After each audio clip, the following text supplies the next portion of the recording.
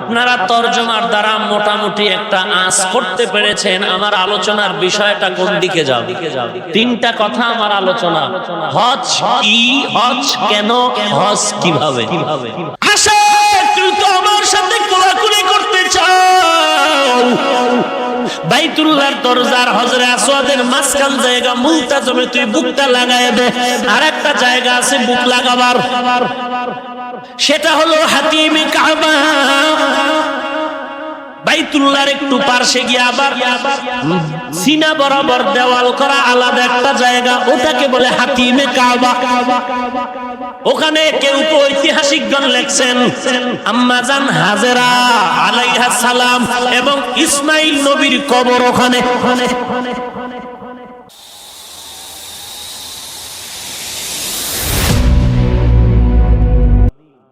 ফিহি আয়াতুম বাইয়িনাতুম মাকামু ইব্রাহিম।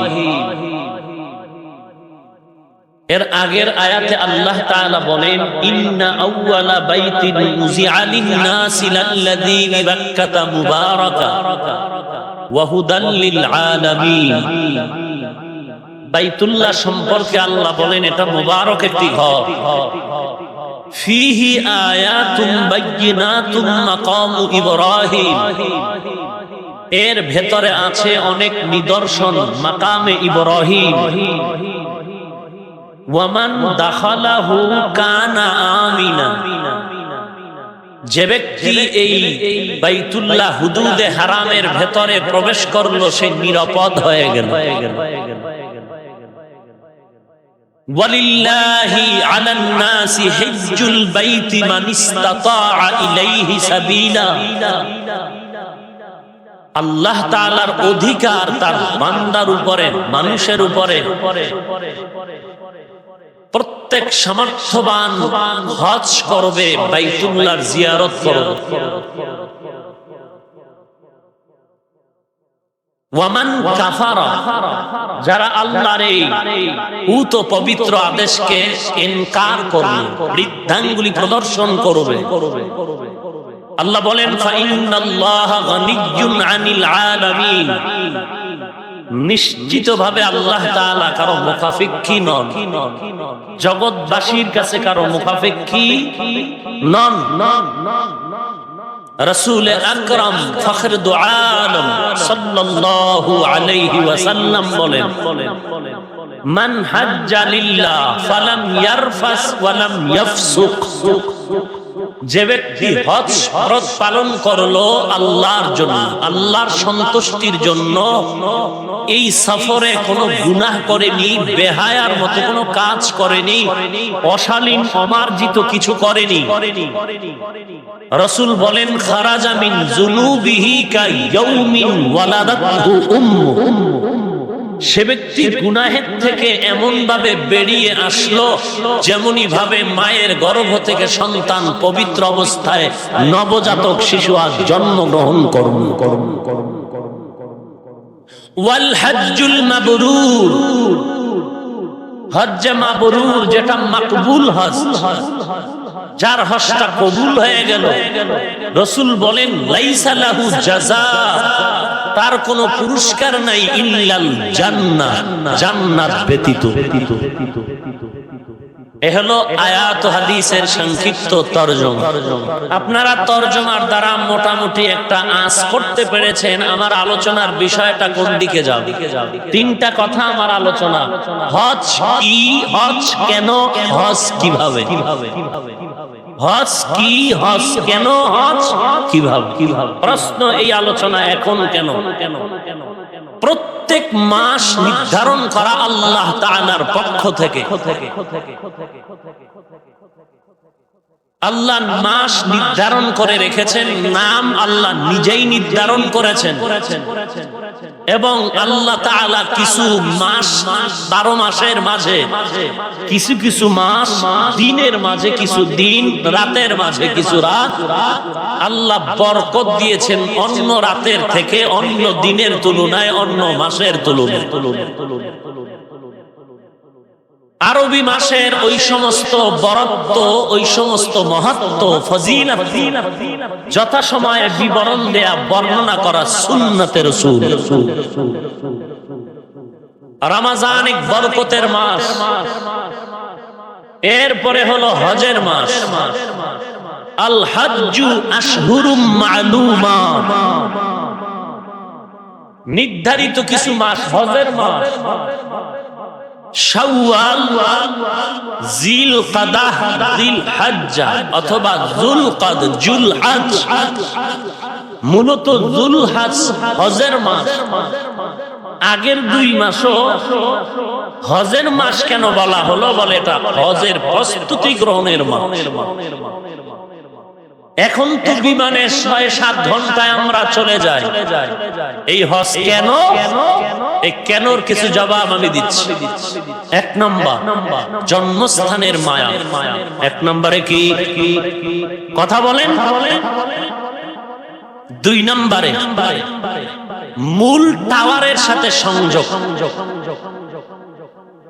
এবার আসেন জন্মস্থানের মায়াটা কি, একটু পেছন দিকে যেতে হবে। আল্লাহ তাআলা বলেন, ইন্না আউওয়ালা বাইতিন মুযিআ লিন-নাসি লাল্লাযী বিবাক্কাতা মুবারাকান ওয়া হুদান লিল-আলামিন।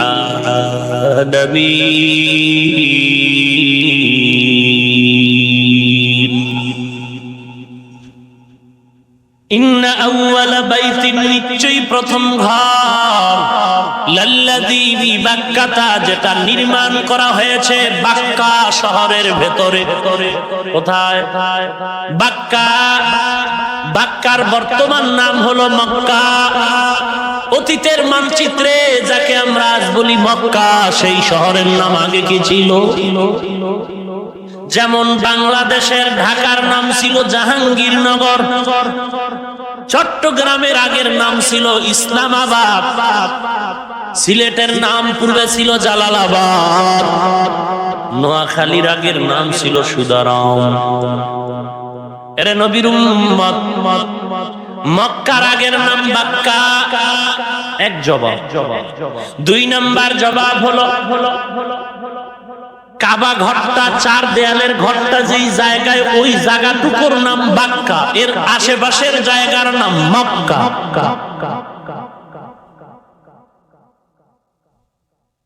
অথবা পুরাটাই মক্কা, বারে মিম দ্বারা পরিবর্তন করেছেন, বাক্কা মিম লাগায় দিয়েছেন বা বাদ দিয়া মক্কা। কেন বাক্কা বলা হলো? বলে বাক্কা মানি হলো ঘাড় বাঁকা হয়ে যাওয়া, ওখানে গেলে সবার ঘাড় নত হয়ে যায়। কে ফকির কে ধনী কোনো ভেদাভেদ নাই। সেলাইবিহীন কাপড় পরে পাগলের মতো চিল্লাবি, রিকশাওয়ালাও বলবে একই আওয়াজ। তুমি যদি ধনী মানুষ বিল্ডিং এ ঘুমাও, তুমি যদি আলাদা কোনো আওয়াজ দাও, এই আওয়াজ দিলে তোমার মাস্তানিয়ার বাহাদুরি ওখানে চলবে না। সবার একটাই আওয়াজ, লাব্বাইক আল্লাহুম্মা লাব্বাইক, লাব্বাইক লা শারীকা লাক লাব্বাইক, ইন্নাল হামদা ওয়ান নি'মাতা লাকা ওয়াল মুলক লা শারীকা লাক। এই কষ্টে লাগায় রাখছে থতমার ভিতরে, লাব্বাইক আল্লাহুম্মা লাব্বাইক, লাব্বাইক লা শারীকা লাক লাব্বাইক, ইন্নাল হামদা ওয়ান নি'মাতা লাকা ওয়াল মুলক লা শারীকা লাক। জিব্বা নাড়ায় নাড়ায় বান্দা তুমিও যদি লাব্বাইকের আওয়াজ দাও, আর অন্তরে বলো আল্লাহ, এই লাব্বাইকটা বাইতুল্লাহে যারা দাঁড়ায় লাব্বাইক বলে, তাদের লাব্বাইকের সাথে আমি হাফিজুর রহমানের লাব্বাইকটাও কবুল করে নাও। ওই জায়গার কত দাম, কত দাম। ওখানে গিয়া বান্দা লাব্বাইকের ডাক দেয় না, বরং ঢাকা থেকেই লাব্বাইকের ডাক শুরু হয়ে গেল। সাদা কাপড় বর্ণ সেলাইবিহীন, মাথায় টুপি নাই, লাব্বাইকের আওয়াজ দেয়, মালিক তোমার দরবারে হাজির। আল্লাহর নবী বলেন, বান্দা লাব্বাইক যখন তুই আওয়াজ দিয়ে শুরু করবি, লাব্বাইকটা বলা মাত্র তোর আশেপাশের যে ভিন্ন মাখলুকাতেরা আওয়াজ পায়, ওরাও তোর সাথে সাথে লাব্বাইকের আওয়াজ দেয়। আল্লাহ বলেন প্রথম ঘর আমি নির্মাণ করেছি বাক্কা শহরে। কেন? হুদাল লিল আলামিন, জগৎবাসীর হেদায়েতের জন্য। এবার একটু অতীতের ইতিহাস তালাশ করি। দয়াময় আল্লাহ পৃথিবী নামক গ্রহ তৈরি করলেন। তার পেছনে এই যে মাটির জমিন দেখি, এটা ছিল এক সময় পানি আর পানি আর পানি। এই পানি এক সময় নীরব। হঠাৎ করে দেখা গেল, হঠাৎ পানির মধ্যে তরঙ্গ শুরু হয়ে গেল। এদিকে পানির ভেতরে ঢেউ আর ঢেউ। আর আমার আল্লাহ কুদরতি জায়গায় ফেরেশতারে নিয়ে মশওয়ারায় বসছেন, আমি পৃথিবী নামক গ্রহে আশরাফুল মাখলুকাত একটা জাতি পাঠাবো। তবে পানি নামক গ্রহ, পৃথিবী নামক গ্রহে যে পানির দ্বারা তৈরি, পানি থাকবে না, এটা ভিন্ন ভাবে আমি সাজাবো। কারণ পানির উপরে বসবাসের কোনো সুযোগ থাকে না, কারণ ওখানে কেউ দাঁড়াতে পারে না, বসতে পারে না। আমি আল্লাহ এটাকে মাটির আবরণ দিয়ে সুন্দর করে শক্ত মজবুত সাজায় দিব, যেন আমার আশরাফুল মাখলুকাত সেখানে আরামে বসবাস করতে পারে। আল্লাহ তাআলা ফেরেশতা নিয়ে পরামর্শে বসলেন। এদিকে পানির মধ্যে তরঙ্গ শুরু হয়ে গেল। পানি, কেন তুই তরঙ্গের ঢেউ খেলতেছ? পানি বলেন, হে আল্লাহ, বিগত দিন আমার উপরে কোনো তরঙ্গ ছিল না, ঢেউ নাই। আজ আমি কেন ঢেউ আর তরঙ্গ নিয়ে আমার বুকের উপরে চলছে? তার কারণ হলো, আমি এতদিন জানতাম আমার ভেতরে আপনার শ্রেষ্ঠ জাতি বসবাস করবে। আমার বড় খুশি লাগছিল, হঠাৎ করে জানলাম নাকি আমি পানির মধ্যে তারা বসবাস করবে। এই যে এক ব্যথা পাইলাম, এই কান্না আমার তরঙ্গের দ্বারা আমার বুকের উপরে ঢেউ শুরু হয়ে গেল, কান্নার তরঙ্গ। আল্লাহ বলেন, ও পানি তাকায় দেখ, তোর তরঙ্গের মাথার উপরে সাদা সাদা ফেনার মতো দেখা যায়। এটা মুস্কি হাসির নামান্তর। এই তুই এত বেজার হইস না, তোরে ফেনার মাধ্যমে মুস্কি হাসি দেওয়াচ্ছি। এবং এই ফেনার ভেতরে সূর্যের কিরণ লাগলে আরো কত মজাই দেখা যায়। আল্লাহ বলেন, ও পানি, তোরে আমি পুরাটাই বাদ দিব না। এই পৃথিবী নামক গ্রহের মধ্যে পানিও থাকবে, মাটিও থাকবে। ফেনা ঢেউয়ে ঢেউয়ে ফেনা, ফেনায় ফেনায় যখন বাড়ি লাগে তখন গাঢ় হচ্ছে, গাঢ় গাঢ়। মুরব্বীরা কি আপনাদের কাছে খারাপ লাগতেছে? বাজে আলাপ করতেছে। বাইতুল্লাহ যাইতে চান না, নবীরে দেখতে চান না? কি সুন্দর ওই বাইতুল্লাহ। আল্লাহ কবুল করেন, আরো মহব্বতে বলেন। কত আল্লাহর বান্দারা কান্না করে, কত আল্লাহর বান্দা বাইতুল্লাহ যাওয়ার জন্য কান্না করে। ওরে বান্দা, টাকা লাগবে না, যদি চোখের পানি কবুল হয়ে যায়, বিনা টাকায় আল্লাহ নিয়ে যাবে। ওই সুন্দর বাইতুল্লাহ আল্লাহর ঘর।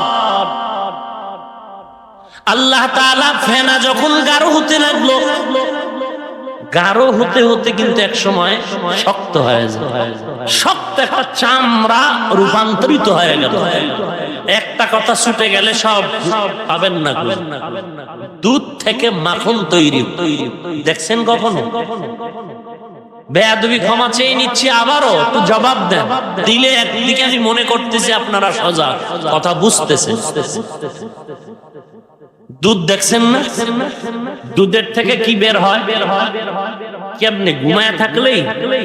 আমরা গ্রামে দেখছি বহু আগে, সেই ছোটবেলা, একটা টিনের পাত্র,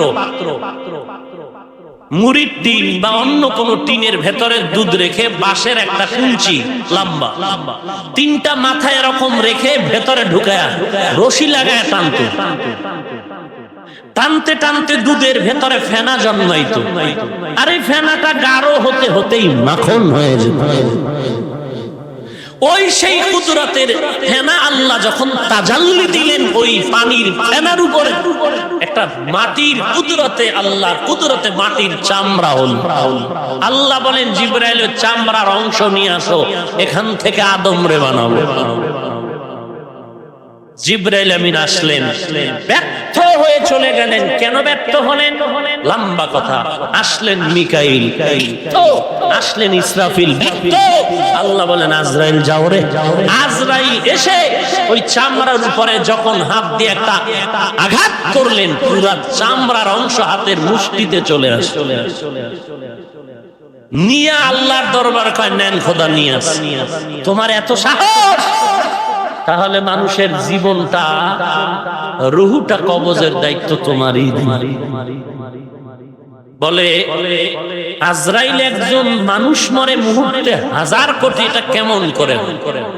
মুফাসসিরিনে কেরাম বলেছেন গোটা পৃথিবীটা আজরাইলের সামনে ভাতের প্লেটের মতো। সুবহানাল্লাহ। বুঝছেন না ঘুমে ঘুমে বুঝছেন? আপনার সামনে একটা ভাতের প্লেটে ভাত, এই ভাতগুলো ছোট না? এক আঙ্গুল টিপ দিয়ে 10টা ভাতের ইন্তেকাল হয় না? 4 আঙ্গুল লাগাইলে, পুরা হাত দিয়ে চাপ দিলে ভাত আর কথা বলেন না। তাহলে একার দ্বারা 1000 ভাতকে দাফন করা সম্ভব কিনা? পৃথিবীটা আজরাইল আলাইহিস সালামের হাতে পানদানের মতো বা ভাতের প্লেটের মতো। এখান থেকে 1000 মানুষের টিপ দিবে, মরে যাবে, কোনো সমস্যা? কাদের কুদরত দারি বরকামাল আনতা রব্বি আনতা হাসবি যুল জালাল তুহি কাদের জলিলুল্লাহ জাহাদার বহর হালে তুহি মেরা নিগাহদার। আল্লাহ তাআলা ওই চামড়ার উপরে নূরের তাজাল্লি ছাড়লেন আমার আল্লাহ। আজরাইল আলাইহিস সালাম যখন চামড়ার অংশ নিলেন, সেখান থেকে আল্লাহ আদমকে বানালেন। পয়গম্বর আদমকে বানাবার পর জান্নাতের মধ্যে থাকার জন্য দিয়েছেন। এখানে লম্বা কথা ছেড়ে দিলাম, ওই যে চামড়া পানির মধ্যে তা মধ্যখান, এই মাটির অংশটারে আল্লাহ ডাইরেক্ট মাঝখান দিয়ে দুটো ভাগ করে ফেললেন। এক অংশ ওখানে থাকলো, আর একটা অংশ পয়গম্বরের রওজা তার মদিনায় রেখে দিলেন। কোথায়? মদিনায়। এরে আল্লাহর গোলাম, সৌদি আরবে যাই, আমাদের বাংলাদেশের কত মানুষ সেখানে পাই। দেশের মানুষ পাওয়ার পর কলিজা দিয়ে মোহাব্বত করে বুকে লাগায়, হুজুর আপনি আমার দেশের মানুষ। জন্মস্থানের প্রতি কত মায়া, কতটা। ঢাকাতে আপনি বিল্ডিং করে আছেন, চাকরি করেন, কিন্তু তারপরও জন্মস্থানের জন্য মায়া আছে না নাই? ওটা আমাদের বাবা আদমের জন্মস্থান বাইতুল্লাহ। কথা বল না। বাইতুল্লাহ কি আমাদের আদম নবীর? ওখানের মাটির থেকেই তো আদমের সৃষ্টি। অতএব ওখানে জন্মসূত্রের একটা টান। কথা বল না। এবার আসেন 2 নম্বর টান। বাইতুল্লাহ আমরা কেন টান দেই? ওটা হলো আল্লাহ তাআলার নূরের তাজাল্লির মারকাজ। আল্লাহর নূরের তাজাল্লির মারকাজ। মুরব্বীরা বলেন তো, রেডিও চিনেননি? রেডিও আগে বেশি ছিল না? ঘরে ঘরে রেডিও। রেডিও বাজাবার সিস্টেম কি ছিল? রেডিওটার মুখ, মাউথ, সাউন্ড বক্সের মুখটা রেডিওর বুকের লাগে চাপা দিয়া, এরপরে চাবি দিলে বাজতো। বুঝলেন না? বুঝলেন না? রেডিওটার মুখটা নিজের দিকে ফিরে যদি আপনি চাপ দিতেন, চাবি দিতেন, বাজতো। কি করতে হতো? এটাকে পূব দিকে ফিরে রাখতে হতো। পূব দিক, পূব দিক, কোন দিক? এদিক। আর ঢাকা কোন দিক? ঢাকা এদিক। তো পূব দিকে কি কসু? পাগল বুঝে আর না বুঝে। আমি কি বয়ান ছেড়ে দেব? রেডিওটা ঢাকার দিকে মুখ করতে হতো। কথা কন না। কোন দিকে মুখ করতে হতো? রেডিও বাজাইবেন আপনার খাজুরিয়ার খেজুর গাছ তলায়, ঢাকার দিকে মুখ করবেন কেন? করতে হতো তো, করতে হতো তো। যদি অন্যদিকে ঘুরাই দিতেন, এই জ্ঞানর জ্ঞানর করে, কোনো আওয়াজ নাই, কি ব্যাপার বলে, এটা হ্যাঁ হয়ে গেছে। কথা বুঝেন নাই? মানুষের চান্দি হ্যাং হয়ে যায় মাঝে মাঝে। কি বউরে মা কয়া ডাক নাই নাই, বহুত আছে রাস্তা। আল্লাহ হেদায়েত দান করুন। আরো আস্তে করে বলে, তালাক দিয়ে কয় আমার মাথা ঠিক ছিল, বলে না? রেডিওটা ঢাকার দিকে ফেরায় কেন? বলে এখানে যেই রেডিওর চুম্বক, এর সাথে মূল ডাইরেক্টলি কালেকশন হলো ঢাকার হেড অফিসের সাথে। ওখানে চুম্বকের সাথে মুখে মুখে যদি সংযোগ না হয় রেডিও বাজবে না। মুসলমান সিজদা করব, নামাজ পড়ব কার জন্য? জয় বলুন, আল্লাহর জন্য নামাজ পড়ব। তো আমি ঘরে বসে পড়লেই তো হয়। মসজিদে যাব কেন? জুমায় যাব কেন? অথচ ঘরে নামাজের থেকে 5 জায়গা মসজিদে নামাজ 25 গুণ সওয়াব, 5 জায়গা মসজিদ থেকে জুমার মসজিদে 500 গুণ সওয়াব। এরপরে আমরা পূব দিকে ফিরে পড়ি নামাজ। কোন দিকে ফিরি? কেন? পশ্চিমে কি আছে? কিবলা কি আছে? বাইতুল্লাহ আছে। বাইতুল্লাহর দিকে ফিরে পড়ি। মূলত আমাদের মাকসাদ পশ্চিম, পূর্ব, উত্তর, দক্ষিণ নয়। আমাদের মাকসাদ হলো বাইতুল্লাহ। নামাজ পড়ব আল্লাহর জন্য, বাইতুল্লাহর দিকে ফিরবো কেন? ওটা তো একটা পাথরের ঘর। কেমন পাথর? জান্নাতি পাথর না, কালো পাথর। কালো পাথর। ইব্রাহিম নবী যে পাথর দিয়ে বাইতুল্লাহ নির্মাণ করেছিলেন সে পাথর নাই তো। এ বাইতুল্লাহ নির্মাণ প্রথম করেছেন জিবরাইল, এরপরে নির্মাণ করেছেন পয়গম্বর আদম, এরপরে নির্মাণ করেছেন আওলাদে আদম শীষ পয়গম্বর, এরপরে নূহ নবীর প্লাবনে বাইতুল্লাহ নিশ্চিহ্ন হয়ে গেল। এরপরে এই বাইতুল্লাহকে নতুন করে আবার পুনর্নির্মাণ করেছেন ইব্রাহিম নবী ইসমাইলকে সাথে নিয়ে, যখন ইসমাইলের বয়স 30 বছর। এই বাইতুল্লাহ আবার একেবারে সাত ফেটে চৌচির হয়ে গেছিল। এই বাইতুল্লাহ আবার কুরাইশ বংশের লোকেরা নির্মাণ করল। মোটামুটি এই বাইতুল্লাহ 13 বার ভাঙ্গে চুরে বানানো হয়েছে। কয়বার? 13 বার। কেন ভাঙলো, কে ভাঙলো, কিভাবে আবার নির্মাণ করলো, এর আলোচনা লম্বা, ভিন্ন। তাহলে এদিকে ফিরে কেন? নামাজ পড়ব কার জন্য? তো সেখানে কেন বাইতুল্লাহ ফিরতে হবে কেন? এখান থেকে আমাদের ইসলাম ধর্মের বহিরাগত ধর্মের লোকেরা বলে, তোমরা বলো আমরা একটা পিতলের মূর্তি বানায়া, মাটির খোদা বানায়া ইবাদত করি, তার আরাধনা করি, তার কাছে তারে সামনে নিয়ে আমরা ইবাদত করি।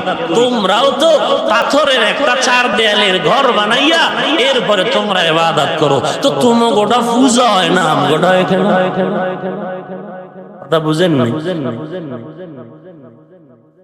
মূর্তি বানায়া পাথর সামনে নিয়া পূজা করে। পাথর পূজা করেনি? করে। আমরাও একটা পাথরের 4 দেয়ালের ঘর, ওই ঘরটাকে সামনে নিয়া বাংলাদেশ থেকে কত হাজার দূর, এখান থেকেই সেই পাথরকে ধ্যান করে আমরা ইবাদত করি। ওখানে গিয়ে বাইতুল্লাহ সামনে নিয়া আল্লাহর ইবাদত করি। তো এটাও তো একটা পাথরের ঘরের তোমরা পূজা করতেছো। ব্যাপার লম্বা চওড়া কথার সংক্ষেপ জবাব হলো, ওটা আল্লাহর ওয়ার্ডারে করি। আল্লাহর ওয়ার্ডার ওই বাইতুল্লাহর দিকে মুখ করে নামাজ পড়তে হবে, কিন্তু ভিন্ন কোনো পাথর, ভিন্ন কোনো জায়গার দিকে ফিরার জন্য কোনো আদেশ নাই।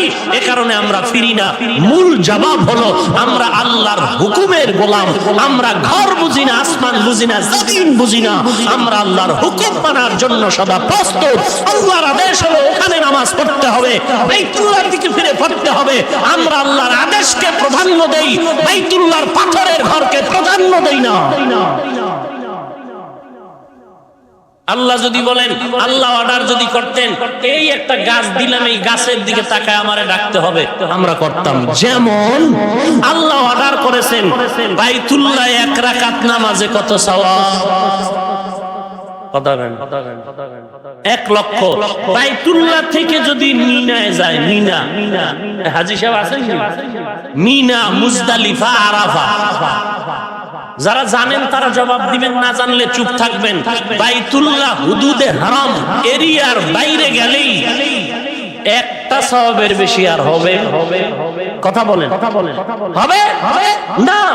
বাইতুল্লাহর এরিয়ার ভেতরে নামাজে এক রাকাতে, কথা বলেন, কিন্তু বাইতুল্লাহর এরিয়ার বাইরে গেলে 1 লক্ষ, 1000, 100 না, অন্যের জায়গার মতোই। অথচ আল্লাহ কয় আমার অর্ডার হইছে তুই বাইতুল্লাহ 7ই জিলহজ পর্যন্ত থাকবি, 8 তারিখ মিনায় যা। কই 9 তারিখে কই যা? আরাফায় কই? অথচ ওখানে 1 লাখের সওয়াব আছে? নাই।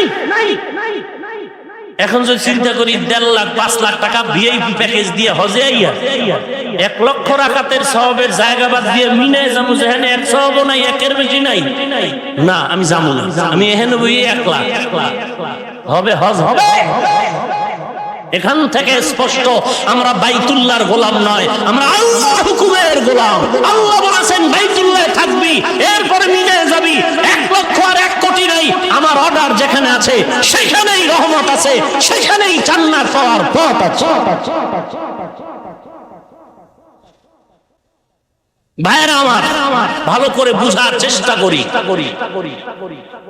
বাইতুল্লাহ আমাদের আধ্যাত্মিক টাওয়ারের সংযোগ, তার মানে হলো নূরের তাজাল্লি ওখানে পড়েছে। ইভেন রাসূল বলেন ওই বাইতুল্লাহ এত সুন্দর, আল্লাহ রাব্বুল আলামিন মুহূর্তে মুহূর্তে ওই বাইতুল্লাহর ছাদের উপরে 120টা রহমত নাজিল করেন। যারা বাইতুল্লাহ গিয়ে চতুর্পার্শ্বে তাওয়াফ করে লাব্বাইক আল্লাহুম্মা লাব্বাইক আওয়াজ দেয়, যারা বাইতুল্লাহর চতুর্পার্শ্বে তাওয়াফ করবে আল্লাহ তাআলা তার উপরে মুহূর্তে মুহূর্তে 607 রহমত আল্লাহ দান করেন। আর ওই বাইতুল্লাহর কিনারায় গিয়ে বান্দা তাওয়াফ করে না, বরং নামাজ আদায় করে, কোরআন পড়ে।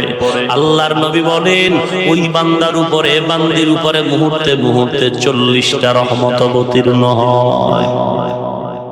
আর যেই বান্দা বান্দি বাইতুল্লাহর কিনারায় গিয়ে তাওয়াফ করে না, নামাজ পড়ে না, কোরআন তেলাওয়াত না করে, বসে বসে বসে বসে আল্লাহর ঘর দেখে আর বলে এটা আমার আল্লাহর ঘর, শুধু তাকায় তাকায়ও যদি ঘর দেখে 20টা রহমত আল্লাহ মুহূর্তে দান করে। এমন এক দামি জায়গা, আমরা বলি এই মাহফিলটা রহমতের ভরপুর হয়ে গেছে, এত হাজার রহমত, সব রহমত আগে অবতীর্ণ হয় বাইতুল্লাহ, আর ওখান থেকে রহমত সারা দুনিয়ার আনাচে কানাচে বন্টন হয়ে যায়।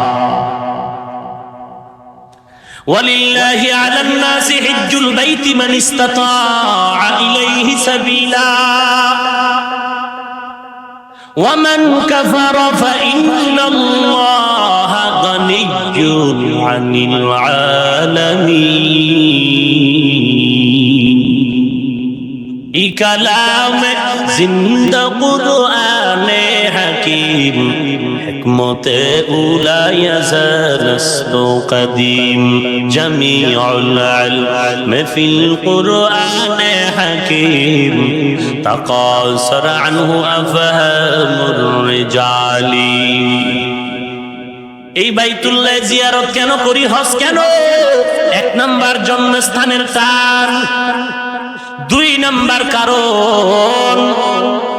নাম্বার কারণ হলো ওই বাইতুল্লাহ যাওয়ার পর আল্লাহ তাআলার রহমতের টাওয়ার হলো বাইতুল্লাহ। আল্লাহ তাআলার রহমতের টাওয়ার হাউস হলো বাইতুল্লাহ। এজন্য আমরা সেখানে রহমতের সাথে সংযোগ লাগায় চুম্বকের তার কালেকশন করে আল্লাহর রহমত অর্জন করি। এবার হজ কিভাবে? ভাইরা আমার, বাইতুল্লাহ জিয়া আল্লাহ তাআলার মুলাকাত, এই বাইতুল্লাহ যাওয়া আমাদের মুসলমানের জন্য এক বড় নিদর্শন, ঐক্যের নিদর্শন। এমন মর্যাদার এই ইবাদত ওরে বান্দা, হজের জন্য যদি কদম দিয়ে ঘর থেকে বের হয়, রব্বুল আলামিন বান্দার আমল নামায় কদমে কদমে নেক দান করতে থাকে। এক এক কদমে 70টা নেক আল্লাহ দান করে।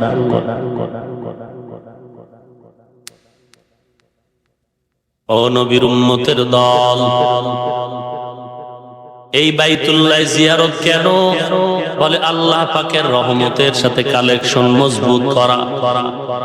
এই বাইতুল্লাহ কেন? বলে মুসলমানের ঐক্যের এক নিদর্শন।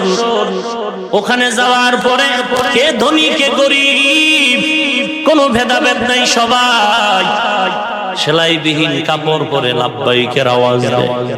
এত মর্যাদার এই বরকত।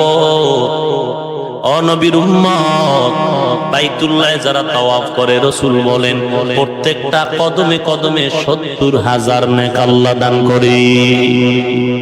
70,000 নেক আল্লাহ এক একটা বাইতুল্লাহ চতুর্পার্শ্বে যে তাওয়াফ করে হাজী সাহেবরা, প্রত্যেকটা কদমে কদমে 70,000 নেক, 70,000 গুনাহ মাফ। আল্লাহর আদালতে 70,000 গুণ মর্যাদা বেড়ে যাবে। ভাইরা আমার, এই বাইতুল্লাহ যারা থাকবে, ওখানে 1 রাকাত নামাজে 1 লক্ষ রাকাত নামাজের সওয়াব। মুহাদ্দিসিনে কেরাম বলেন শুধু নামাজ না, ওখানে একবার আলহামদুলিল্লাহ বললে 1 লাখ পরিমাণ সওয়াব। একবার আলহামদুলিল্লাহ বলবে 1 লক্ষ সমান সওয়াব। একবার সুবহানাল্লাহ বলবে 1 লক্ষ সুবহানাল্লাহর সওয়াব। বান্দা যদি একবার বলে লা ইলাহা ইল্লাল্লাহ, 1 লক্ষ বার লা ইলাহা ইল্লাল্লাহর সওয়াব আমলনামায় দান করবে। রাহমাতুল লিল আলামিন বলেন, যে ব্যক্তি হজ করে বের হয়ে গেল, সে নবজাতক শিশুর মতো মায়ের গর্ভ থেকে নিষ্পাপ বের হয়ে গেল। এইবার সে হাজী হয়ে গেছে। কি হয়ে গেছে? কথা বলেন। এই হাজির এত দাম, এত দাম। কিতাবে দেখেছি গতকাল 400 গুনাহগারের সুপারিশ হাজির জন্য কবুল। 400 মানুষ গুনাহগার, এর জন্য হাজী দোয়া করবে কবুল হয়। তবে কেমন হাজী হতে হবে? যেই হাজী নিষ্পাপ, কোনো গুনাহ করেনি। মান হাজ্জা লিল্লাহ ফালাম ইয়ারফাস ওয়ালাম ইয়াফসুক খারাজা মিন যুনুবিহি কায়াউমিন ওয়ালাদাতহু উম্মু। ওখানে গিয়ে দেখা যায় আরো কিছু শিখার। বলে ওখানে গেলে দেখা যায় সবাই এক দরজায় তাকায়, একজন দাতা আর সবাই গ্রহীতা। দাতা কয়জন? কথা বলেন। ওখানে গিয়া সবাই কার কাছে চায়? দেখছেন নি, প্রধানমন্ত্রী থেকে শুরু করে বড় পিশা হুজুর থেকে শুরু করে সবাই কার কাছে চায়? সবাই ফকির, ধনীকে। ইয়া আইয়ুহান নাস আনতুমুল ফুকারাউ ইলাল্লাহ ওয়াল্লাহু হুয়াল গনিয়্যুল হামিদ।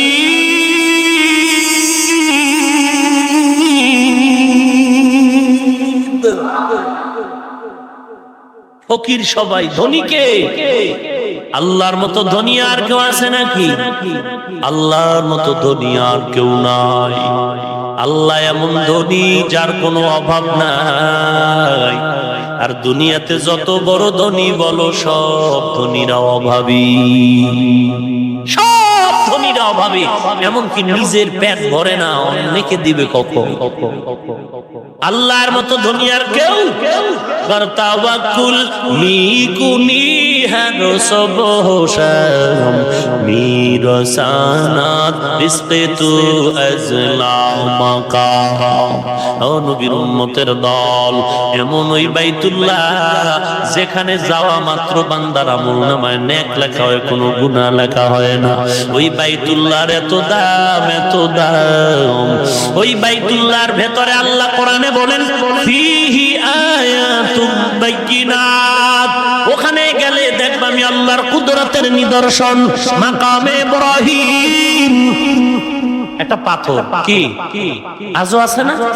কি হাজী সাহেব দেখছেন? ইব্রাহিম নবী ওই পাথরে দাঁড়ায় এক বাইতুল্লাহ নির্মাণ করেছিলেন।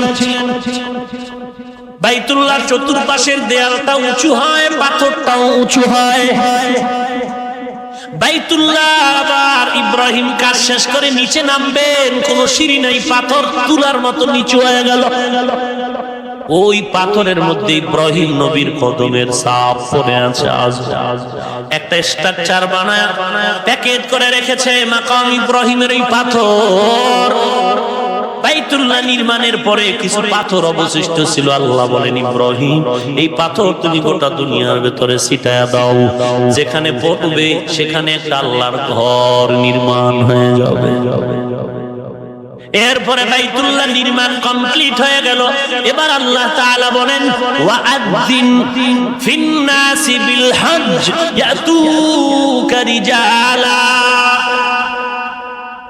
আযিন ফিল হজ্জ ফিন্নাসি বিল হজ্জ ইয়াতুকা রিজালা। ও ইব্রাহিম, তুমি এলান করো, মানুষের কানে কানে আওয়াজ পৌঁছায় দাও, এলান করো আমার ঘর জিয়ারতের জন্য ঘর নির্মাণ হয়ে গেছে। এবার এলান দিয়ে দাও, যারা যারা বাইতুল্লাহ জিয়ারত করবে এলান করে দাও আসো। মুফাসসিরিনে কেরাম বলেন, ইব্রাহিম নবী আল্লাহকে বললেন, আল্লাহ আমার আওয়াজ তো মাইক নাই, কোন স্পিকার নাই, আওয়াজটা তো সবাই শুনবে না। আল্লাহ বলেন, ও পয়গম্বর ইব্রাহিম, আওয়াজ দেওয়া তোমার কাজ, আওয়াজ পৌঁছায় দেওয়া আমি আল্লাহর কাজ। পয়গম্বর ইব্রাহিম নবী যেই পাথরের উপরে দাঁড়ায়া বাইতুল্লাহ নির্মাণ করেছেন, ওই পাথরে দাঁড়ায় কানে আঙ্গুল দিয়ে আওয়াজ দেওয়া শুরু করলেন। কেউ বলেছেন না, পাশে একটা জাবাল আবু কুবাইসের মধ্যে পাহাড়ে দাঁড়ায় আওয়াজ দিলেন। ইব্রাহিম নবী আওয়াজ দেওয়া মাত্র আমার আল্লাহ কুদরতি জিম্মায় সারা দুনিয়ার মানুষের কানের মধ্যে আওয়াজ পৌঁছায় দিয়েছেন। শুধু তাই না, জিন্দা মানুষ না, যারা মায়ের গর্ভে, যারা রুহে মায়ের গর্ভে রূহটা আসে নাই, ওই রূহ জগতের রূহের মধ্যে আওয়াজ আল্লাহ পৌঁছায় দিলেন। দেওয়া মাত্র রূহের মধ্যে যারা আওয়াজ পেয়েছে বলেছে লাব্বাইক, যারা লাব্বাইক বলেছে, মুফাসসিরিনে কেরাম বলেন, ইব্রাহিমের আওয়াজ পাওয়ার পরে যারা লাব্বাইক বলেছে তারা বাইতুল্লাহর ঘর ধরে লাব্বাইক না বলা পর্যন্ত মরণ হবে না। যারা একবার বলেছে তারা বাইতুল্লাহ একবার যাবে, যারা দুইবার বলবে তারা দুইবার যাবে, যারা তিনবার বাইতুল্লাহ জিয়ারতে যাবে তারা তিনবার লাব্বাইকের আওয়াজ দিয়েছে। কিয়ামত পর্যন্ত যত মানুষ দুনিয়াতে আসবে, এদের মধ্যে যারা ইব্রাহিম নবীর আওয়াজ পাইছে, লাব্বাইক বলেছে, তারা ওখানে গিয়ে লাব্বাইক বলবে। এই যে আমরা লাব্বাইক বলি, লাব্বাইক বলি, মুফাসসিরিনে কেরাম বলেন এই লাব্বাইকটাই হলো ইব্রাহিম নবীর আওয়াজের জবাব। আল্লাহ আপনি ইব্রাহিমের দিয়ে আমরা আওয়াজ দিছিলেন, আমরা সেই হাজিরা দিতে যাচ্ছি। লাব্বাইক আল্লাহুম্মা লাব্বাইক, লাব্বাইক লা শারীকা লাকা লাব্বাইক, ইন্নাল হামদা ওয়ান নি'মাতা লাকা ওয়াল মুলক লা শারীকা লাক। ও আল্লাহ, হাজিরা দিতে আসলাম, ওখানে গিয়ে সবাই এক আল্লাহর কাছে চায়, সবাই ফকির, আমার আল্লাহ একাই হলেন ধনী। ওরে নবীর উম্মতের দল, ওই বাইতুল্লাহ কত দামি। পৃথিবীতে নিজের ঘরের থেকে পাঞ্জেগানা মসজিদ দামি, এরপরে 5 ওয়াক্ত জুমার মসজিদ দামি, 500 গুণ সওয়াব। এছাড়া পৃথিবীতে আর 3টা মসজিদ দামি, আর কোন মসজিদ দামি নেই। এক রাকাত নামাজ যদি ঘরে পড়েন, পাঞ্জেগানা মসজিদে পড়লে 25 গুণ সওয়াব, জুমার মসজিদে পড়লে 500 গুণ সওয়াব। এছাড়া আর বেশি সওয়াব কোথাও পাবেন না, শুধু 3টা মসজিদ ব্যতীত। এক নম্বরে বাইতুল্লাহ, ওই বাইতুল্লাহ আল্লাহর ঘর, একে কত পাবেন? 1 লাখ। এরপরে হলো মুসলমানের প্রথম কিবলা বাইতুল মাকদিস, বাইতুল মুকাদ্দাস বা বাইতুল মাকদিস। ওখানে নামাজ পড়লে 1 রাকাতে 50,000। ওইটা বাইতুল্লাহ যদিও আগের নির্মাণ, বাইতুল মুকাদ্দাস পরের নির্মিত, কিন্তু আমার নবী আসার আগের থেকেই সমস্ত ঈমানদার নবীগণ পয়গম্বরগণ নামাজ পড়ছেন কোথায় ফিরে? বাইতুল মাকদিস, ওখানে ফিরে। আমার নবী এসে মক্কার জীবনে বাইতুল্লাহর দিকে ফিরে নামাজ পড়েননি, পড়েছেন বাইতুল মুকাদ্দাসের দিকে ফিরে। শুধু তাই না, নবী মদিনায় হিজরতের পরে গিয়েও 17 মাস বাইতুল মাকদিসের দিকে ফিরে নামাজ পড়েছে। ইহুদিরা অভিযোগ দিল, আমগো কিবলা হলো বাইতুল মাকদিস, মুহাম্মদ আবার আরেকটা বাইতুল্লাহর দাওয়াত দিচ্ছে কেন? ভাইরা আমার, বাইতুল্লাহে নামাজ 1 লাখ, 1 লক্ষ, আর বাইতুল মাকদিসে 50,000। আরেকটা মসজিদ কি নাম? মদিনার মসজিদ, মসজিদে নববী। ওখানে 1 রাকাতে কত কথা কম। মসজিদে নববীতে 50,000 রাকাতের হাদিসও আছে, 1000 রাকাতেরও হাদিস আছে। তবে 1000 রাকাতের হাদিস মজবুত, 50,000-এর হাদিস একটু দুর্বল। এজন্য বাইতুল মাকদিসে 50,000, বাইতুল্লাহ 1 লক্ষ, আর মসজিদে নববীতে হলো 1000 সওয়াব 1 রাকাতে। 50,000-এরও কথা আছে, তবে 1000-এর হাদিস মজবুত। ভাইরা আমার, নবীর রওজায় জিয়ারত করা হজের সময়, এটা হজের কোনো রকম না, হজের কোনো অংশ না, কিন্তু ফজিলত অনেক অনেক অনেক অনেক অনেক অনেক গুণ বেশি। যারা নবী বলেন আমার বাইতুল্লাহ জিয়ারতের পরে আমার মসজিদ, আমার কবর জিয়ারত করলো, আমি নবীর জন্য তার উপরে সব সুপারিশ করা ওয়াজিব হয়ে গেল। যেই বান্দা বান্দি গিয়া নবীর রওজায় গিয়া দাঁড়ায়া, নবীর রওজার কিনারে গিয়ে ভক্তি সহকারে কোরআন শরীফের আয়াত পড়বে, ইন্নাল্লাহা ওয়া মালাইকাতাহু ইউসাল্লুনা আলান নবী, এরপরে দরুদ শরীফ পড়বে, দরুদ শরীফ পড়বে, সাল্লাল্লাহু আলাইকা ইয়া মুহাম্মদ, সাল্লাল্লাহু আলাইকা ইয়া মুহাম্মদ 70 বার। কয়বার? আল্লাহর নবী বলেন, আমি নবী বলবো তোমার আমলনামায় কোনো গুনাহ থাকবে না। কেউ যদি মুহাম্মদ ভক্তি নিয়ে নবীর উপরে দরুদ ও সালাম পড়তে পারো, মোহাব্বত আর ভক্তি কেমন মোহাব্বত, নবীর জন্য দরুদ পড়ে জীবন দিব, তবে নবী বলছে টুপি পরবি, পারুম না, এটা মজবুত।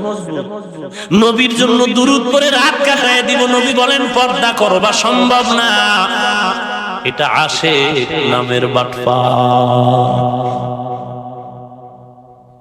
ওরে নবীর উম্মতের দল, আমল আখলাক ঠিক রেখে যদি মজবুত করে নবীর উপরে দরুদ ও সালাম পড়ো, আল্লাহ তাআলা নবীজির দরুদের বরকতে 80 বছরের গুনাহ মাফ করে দিবেন। আমরা বলে দরুদ পড়ি না, কোন সূরে কয়? বাংলাদেশের কওমি মাদ্রাসায় বুখারী শরীফ, তিরমিজি শরীফ, মুসলিম শরীফ, আবু দাউদ শরীফ, নাসাই শরীফ, এই কিতাবগুলো যারা পড়াইতেছেন 10টা হাদিস পড়ায় তো 10 বার বলে সাল্লাল্লাহু ক্বালা রাসূলুল্লাহ সাল্লাল্লাহু আলাইহি। যদি 10টা হাদিস পড়ায় 10 বার দরুদ পড়ে, 50টা হাদিস পড়াইলে 50 বার দরুদ পড়ে। ওরে মুসলমান, কোন চালাকি চলবে না রে ভাই। বাংলাদেশের মাদ্রাসাগুলোতে যারা হাদিসের কিতাব পড়ায়, এদের মতো সহি শুদ্ধভাবে দরুদ পড়নেওয়ালা আর অন্য কেউ নাই। আসতে বললেন কেন? ভাইরা আমার, দৈনিক যদি 100 বার আপনি রাসূলের উপরে দরুদ পড়েন, 100 সমস্যা সমাধান আল্লাহ করে দিবেন। 30টা দুনিয়ায় পাইবেন, বাকিটা আখিরাতে পাইবেন। দরুদের ফজিলত ভিন্ন সময় শোনাও। যদি কেউ দৈনিক 1000 দরুদ পড়ে রাসূলের উপরে, কয় হাজার? শুধু এতটুকু পড়বে সাল্লাল্লাহু আলাইহি ওয়াসাল্লাম। 1000 বার যদি পড়ো, নবী বলেন তোর মরণ হবে না জান্নাতে নাম না লেখা পর্যন্ত। দৈনিক 1000 বার নবীর উপরে দরুদ পড়বে, যেই আসে ওর মৃত্যু হবে না জান্নাতে নাম না লেখা পর্যন্ত। हर के खान आमने सल्लू मुदम आतिशे दोज़ख शवत पर आयो हराम। দরুদ পড়লে টাকা লাগে না, দরুদ পড়লে টাকা লাগে না, পয়সা লাগে না, আখলাক লাগে, চরিত্র ভালো লাগে। নবীর উম্মত, নবীর ওই রওজার বড় দাম, বড় দাম। বাইতুল্লাহ থেকে যদি কেউ পায়ে হেঁটে মিনায় যায়, কই যায়? মিনা প্রত্যেকটা কদমে 700 নেক। এক একটা নেকের মর্যাদা বাইতুল্লাহর মতো, মানে 1 লাখ। এক কদমে কয়শো নেক? এক এক নেকের মান কত? 1 লাখ। এবার অঙ্ক হিসাব করে আমার পরে শুনে 700 নেক পাইবে এক কদমে, প্রত্যেকটা নেকের মান 1 লক্ষ। ওই মিনার থেকে যদি কেউ পায়ে হেঁটে আরাফার ময়দানে যায়, এক এক কদমে 100,000 নেক। আরো জোরে কও, কয় নেক? 1000 কইছি, 100,000। প্রত্যেকটা নেকের মান 1 লক্ষ। এবার হিসাব মিলাও তোমার কম্পিউটার। মিনার থেকে মুজদালিফায় গেল, মিনার থেকে আরাফায় গেল, হেঁটে হেঁটে প্রত্যেকটা কদমে 100,000 নেক। এক একটা নেকের মান 1 লাখ। হিসাব মিলাও।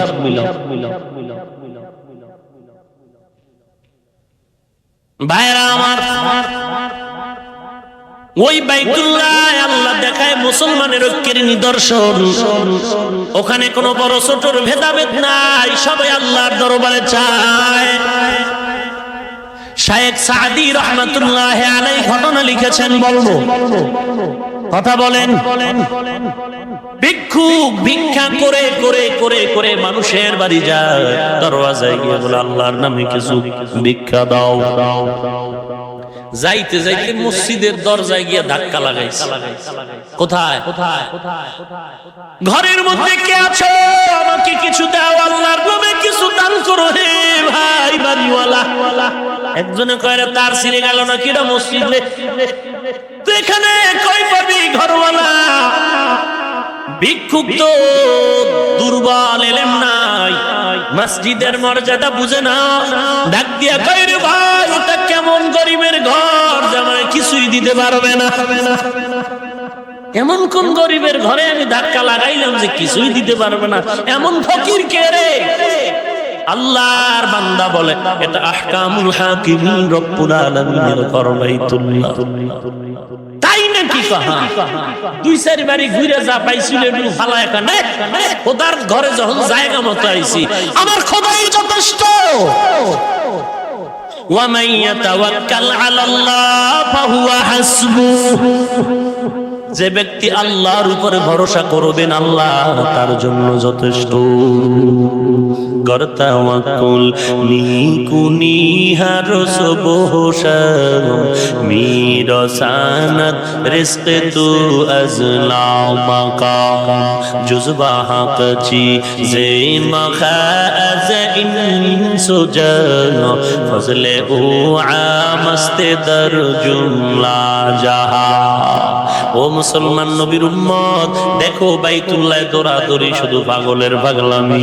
ওই পাথর মারো, পাথর মারো, পাথর মারো, পাথর মারো, একটা কুটির মধ্যে পাথর মারো, এটা পাগলের পাগলামি না? কেউ যদি আপনাদের এই বাসের মধ্যে খালি ঢিলা মারে, বলবেন কি বুদ্ধিমান? তুই আসলে বাইতুল্লাহ কি শুধু পাগলামি আর কিছুই না। সেলাই ছাড়া কাপড় কিচ্ছু পরা যাবে না, এরপরে খালি মাথায় টুপি নাই, দৌড়া। পাথরওয়ালা ঘরের চতুর্পাশে দৌড়াবি আর বলবি লাব্বাইক আল্লাহুম্মা লাব্বাইক, আওয়াজ দিবি, আর কোনো কাজ নাই। সাফা পাহাড়ে আর মারোয়া পাহাড়ে দৌড় মার, খালি দৌড়তে, খালি দৌড়াইতে থাক। বলে এগুলো কি বলে পাগলামি আর কিছুই না, বলে এর ভেতরে আল্লাহর রহমত। এরপরে আল্লাহর ঘরের পাশে আরেকটা নিদর্শন, জমজমের পানি। যেই পানিটা পান করলে তিনটা উপকার হয়, দাঁড়ায় পান করতে হবে। কয়টা উপকার? জমজমের পানি পান করছেন কেউ? করছেন?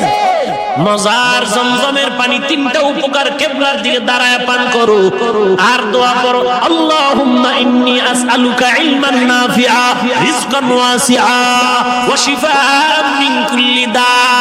কপাল ভরা বিসমিল্লাহ পড়ে না, ডক ডক করে এক টানে সাইজ করে। জমজমের পানি পান করলে রোগের শিফা হয়ে যায়। 2 নম্বরে ক্লান্তি দূর হয়। 3 নম্বরে 3 দিনের ক্ষুধা নিবারণ হয়ে যায়।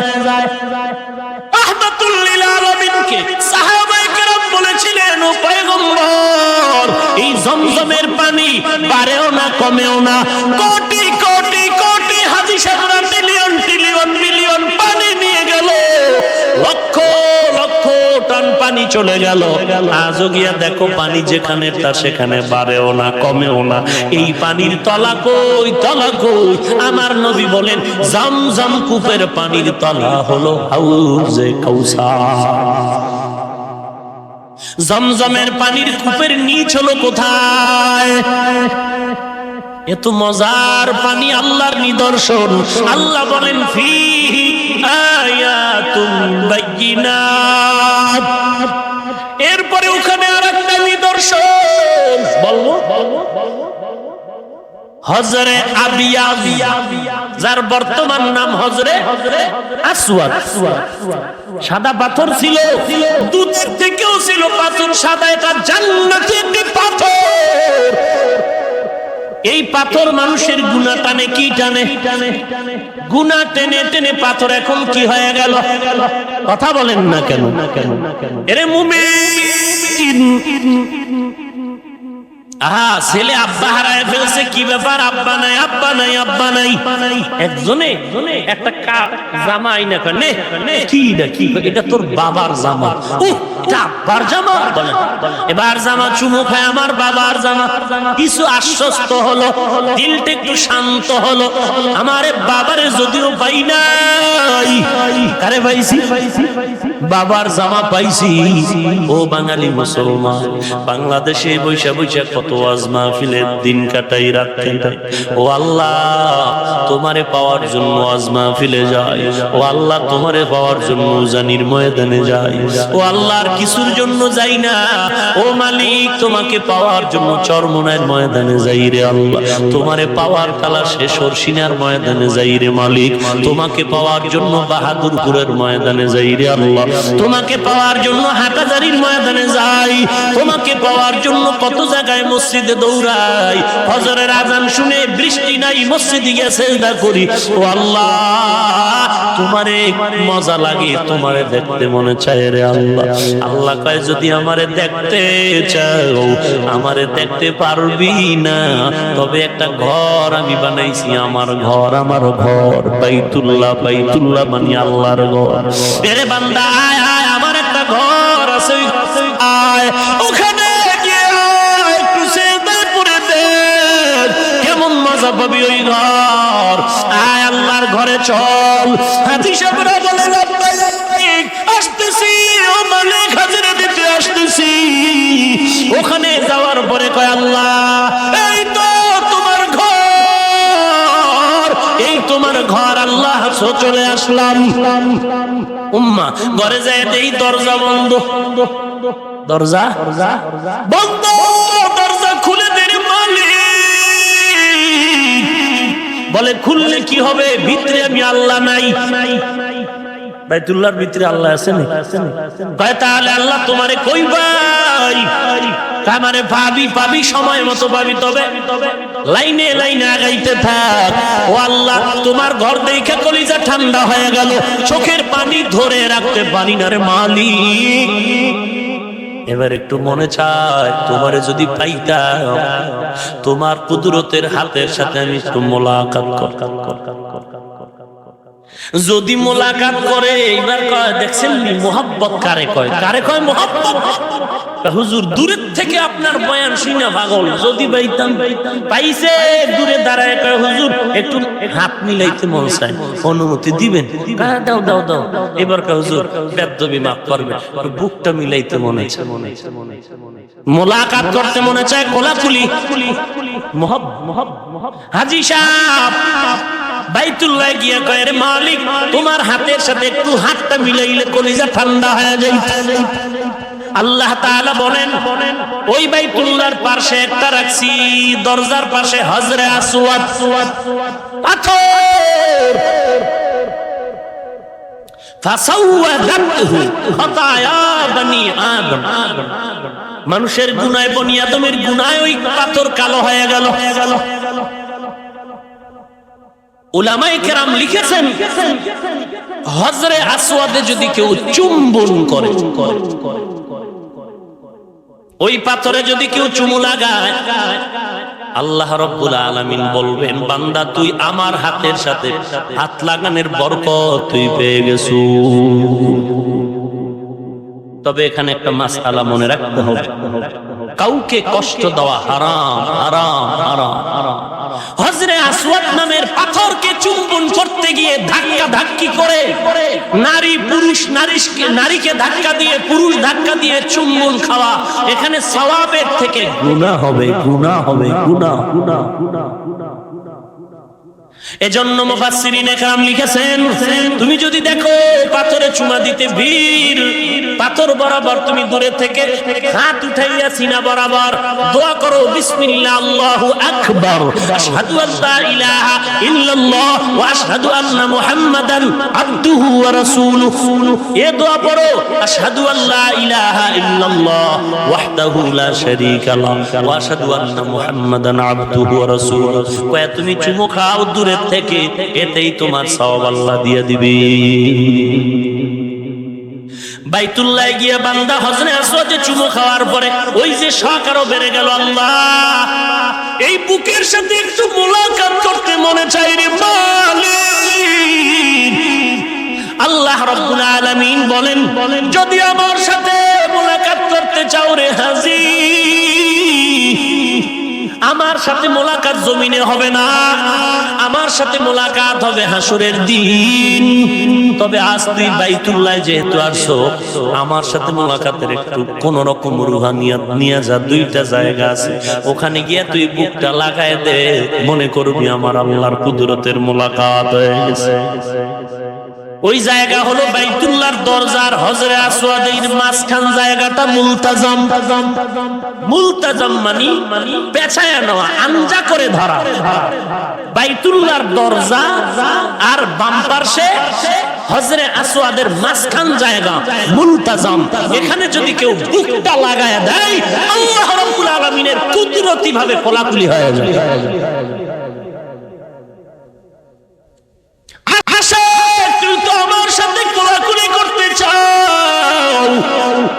বাইতুল্লাহর দরজার হজরে আসওয়াদের মাঝখান জায়গা মুলতাজামে তুই বুকটা লাগায় দে।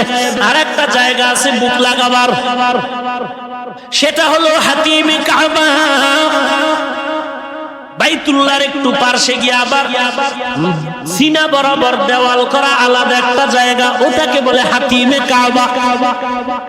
ওখানে কেউ ঐতিহাসিকগণ লেখছেন আম্মা জান হাজেরা আলাইহা সালাম এবং ইসমাইল নবীর কবর ওখানে।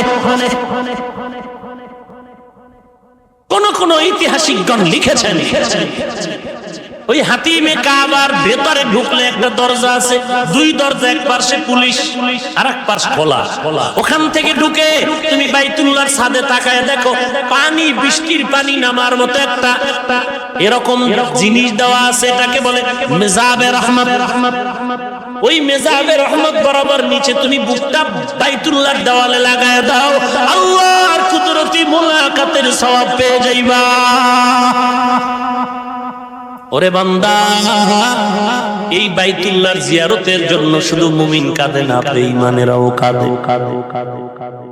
এক আল্লাহর বান্দা ঘটনা শুনাইছেন। আমেরিকার একজন বেদিন খ্রিস্টান বলে, তোমরা যে বাইতুল্লাহ যাও, মন চায় আমি একটু দেখব। বলে, তুই যদি দেখতে চাও কালেমা পড়। বলে, অসম্ভব। এইবার আল্লাহর বান্দা গোপনে গোপনে মুসলমানের নাম নকল কইরা কইরা পাসপোর্ট করছে। নিজে আর ম্যাডাম নিয়ে মুসলমানের নাম নকল করে পাসপোর্ট করে বাইতুল্লাহ এসে দেখা বলে, এত মজার ঘর, এত বরকতের ঘর, চোখের পানি ধরে রাখা যায় না। গোপনে মুসলমানের নাম ধারণ করে, নিজের নাম গোপন করে মুসলমানের নামে পাসপোর্ট করে এসে ধোকা দিয়া লাভ নাই। আমরা এখানেই নারী বিবি আর আমি দুজন আল্লাহর মহব্বতে কালেমা পড়ে ফেললাম। ও নবীর উম্মত, এক বুজুর্গের ঘটনা পেয়েছি। বুজুর্গ বাইতুল্লাহর চতুর্পার্শ্বে দৌড়ায় আর চোখ বাঁধা, চোখে পট্টি লাগানো। খুব খেয়াল করবেন, চোখের মধ্যে পট্টি লাগানো, চোখ বন্ধ। সবাই বলে লাব্বাইক, কিন্তু এই মুরব্বি লাব্বাইক বলে না। সে বলে, আল্লাহুম্মা ইন্নী আউযু বিকা মিন সাখাতিক। ও মালিক, তোমার গুসা থেকে আমি পানাহ চাই। সবাই বলে লাব্বাইক লাব্বাইক, আর এই বুড়া চোখ বেঁধে বেঁধে চতুর্দিকে দৌড়ায় আর বলে, আল্লাহ তোমার গোসা থেকে বানা চাই, তোমার গোসা থেকে বানা চাই। একজনে হাত ধরে কয়, রে বুজুর্গ। সবাই লাব্বাইক বলে, তুমি কেন বলো আল্লাহ তোমার গোসা থেকে বানা চাই? চোখ বন্ধ কেন? ও হাজি, ওই হাজি সাহেব, ভালো করে শুনে নাও। আল্লাহর বান্দা বলে, আমার গোপন খবরটা আমি তোকে দিব না। বলে না, বল। আল্লাহর বান্দা বলে, কপাল আমার মন্দ, কপাল আমার বড় খারাপ হয়ে গেছে। কি খারাপ? বলে, আমি বাইতুল্লাহ জিয়ারতে আইসা তাওয়াফের কদমে কদমে 70,000 নেক, 70,000 গুনাহ মাফ হয়। কিন্তু আমি বাইতুল্লাহ ঘুরতে গিয়া আমাদের সাথে সাথে নারীরাও তো ঘুরতেছে। লাব্বাইক বলে, আমি এই জায়গার মধ্যে বসে একটা নারীর চেহারার দিকে আমি অপলক দৃষ্টি দিয়া রাখছি। আমি যখন নারীর দিকে আমি কুপ্রবৃত্তি নিয়ে আমার খাহের সাথে নফসানিয়াতের আওয়াজ দিয়ে যখন নজর করলাম, আমি ওই করবুনির দিকে চেহারার দিকে তাকিয়ে যখন দেখতেছিলাম, হঠাৎ করে আমার দৃশ্য গাইবের থেকে দেখি কে যেন আমার চোখের উপর একটা চর মেরে ফেললো। চরের কারণে আমার চোখ দুটো অন্ধ হয়ে গেছে। আর আমি গাইবি কানে আওয়াজ পাইতেছি, কে যেন ডেকে বলে, আরে আল্লাহর গোলাম, তুই আমার ঘরে আসছো, আমার বাড়িতে থাইকা আমার ঘরে আইসা আমি মালিকের তালাশ করবি, তুই আর একজনের দিকে কেন তাকাইছ? এটা তো আমার বাড়ি, আমার ঘর, আমার ঘরে আইসা তুই আর একদিকে কেন তাকাইনি? সহ্য করা যায় না, সহ্য করা যায় না। এই চোখের উপরে চটটা লাগা মাত্র চোখ আমার বন্ধ হয়ে গেছে। আমি আল্লাহর কাছে কান্না করি, আল্লাহ লাব্বাইক, কি আর বলবো, তুমি আর আমার উপরে আযাব দিও না, তুমি এই দরজা থেকে আমারে খালি ফিরায় দিও না। কত হাজী সাহেব হজ করার পর বাংলাদেশে আসে, দেখি গুনাহ ছাড়ে না, আরো গুনার অবস্থা বেড়ে যায়। কারণটা কি রে মুমিন? ওই কালকে কিতাবে দেখলাম, ওই যে আমরা পাথর মারি হাজী সাহেবরা, পাথর মানেনি, লক্ষ লক্ষ হাজীদের পাথর যদি এগুলো এক জায়গায় জমা থাকতো, তাহলে সৌদি আরবে বিশাল এক পাথরের পাহাড় হয়ে যাইত। কিন্তু ওই পাথরগুলো কই যায়? সৌদি সরকারও কর্মচারী দিয়া সরায় না। কই যাইতেছে কোটি কোটি হাজীদের পাথর? প্রতি বছরের 3 খাম্বা 3টা খুঁটির গোড়ায় পাথর, পাথরের বিশাল তাল, এত বিশাল তাল হয়ে গেল। এই পাথর কোনো কর্মচারী সরায় না, সৌদি সরকারও কোনো খাদেম রাখে না। কিতাবে লেখা হলো, ওই পাথরগুলো ওখানে যে পড়ে থাকে, যাদের হজ আল্লাহ কবুল করে নেন, এদের পাথরগুলো বেছে বেছে ফেরেশতারা নিয়ে যায়। সব পাথর নিয়ে যায় না, অনেক পাথর পড়ে আছে। কাদের পাথর? বলে যাদের হজ কবুল হয় নাই কাদের পাথর ওখানে পড়ে আছে। ওরে ভাইজান, চিন্তার বড় বিষয়।